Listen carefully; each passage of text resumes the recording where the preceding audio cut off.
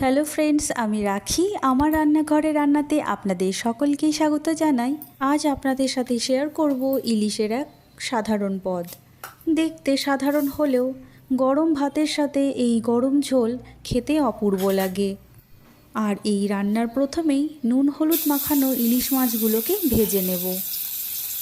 মাছের ঝোলে আলু আমরা প্রত্যেকেই পছন্দ করি, তাই এই সামান্য ফোড়নেই আলু দিয়ে ইলিশের পাতলা ঝোল দারুণ জমে যায়। ইলিশের নাম শুনলেই আমরা সর্ষে ইলিশ, ইলিশ ভাপা এসব কথাই প্রথমে ভাবি।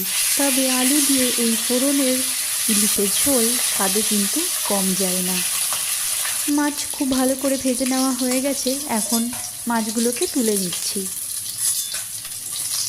মাছ তুলে নেওয়ার পর যেই তেলটা রয়েছে তার মধ্যে কেটে রাখা আলুগুলোকে ভেজে নেব।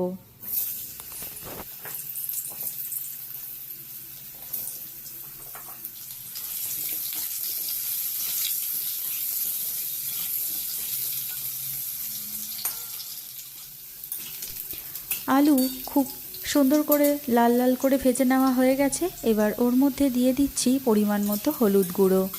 হলুদ গুঁড়োটা দিয়ে একটু নাড়াচাড়া করে আমি এর মধ্যে পরিমাণ মতো জল দিয়ে দেব।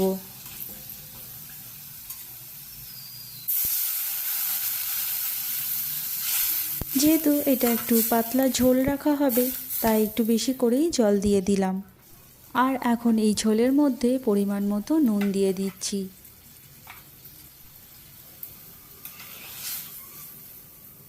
এবার একটা ঢাকনা চাপা দিয়ে রান্না হতে দেব। 2 মিনিট পর ঢাকনা খুলে নিচ্ছি। ভাজার সময় আলু অনেকটাই সিদ্ধ হয়ে গেছিলো, আর এখন আলুটা বেশ পুরো সিদ্ধ হয়ে এসেছে। এখন চেরা কাঁচা লঙ্কা আর ভেজে রাখা মাছ দিয়ে আবারও কিছুক্ষণ ঢাকনা চাপা দিয়ে রান্না করে নেব।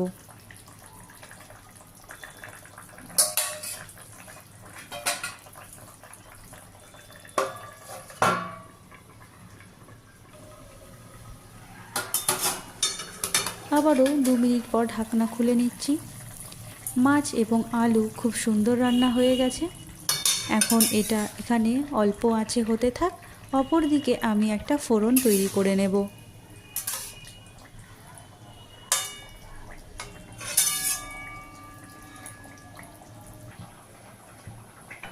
অপরদিকে আমি তেল গরম করতে বসিয়ে দিয়েছি একটা ছোট্ট প্যানে, আর তার মধ্যে দিয়ে দেব 1 চামচ কালো জিরে। কালো জিরেটা দিয়ে গ্যাসটা অফ করে বেশ কিছুক্ষণ গরম তেলে ভেজে নেব। আর তারপর এই ফোড়ন একেবারে সরাসরি কড়াইয়ের মধ্যে ঝোলেতে ঢেলে দেব। তারপর খুন্তির সাহায্যে ফোড়নটাকে ঝোলের মধ্যে মিশিয়ে নিয়ে একটা ঢাকনা চাপা দিয়ে রেখে দেব, যাতে এর অ্যারোমাটা বেরিয়ে না যায়।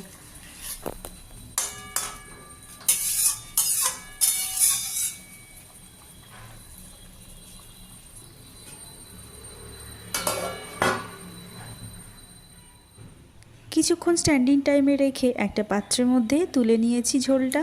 দেখুন কতটা দেখতে সুন্দর লাগছে। এর গন্ধটাও যতটা সুন্দর, ঝোলের টেস্টও ততটাই ভালো। রান্নাটি ভালো লেগে থাকলে একটি লাইক করে দেবেন এবং আমার চ্যানেলটিকে সাবস্ক্রাইব করে পাশে থাকা বেল নোটিফিকেশানটা অন করে রাখবেন। ধন্যবাদ।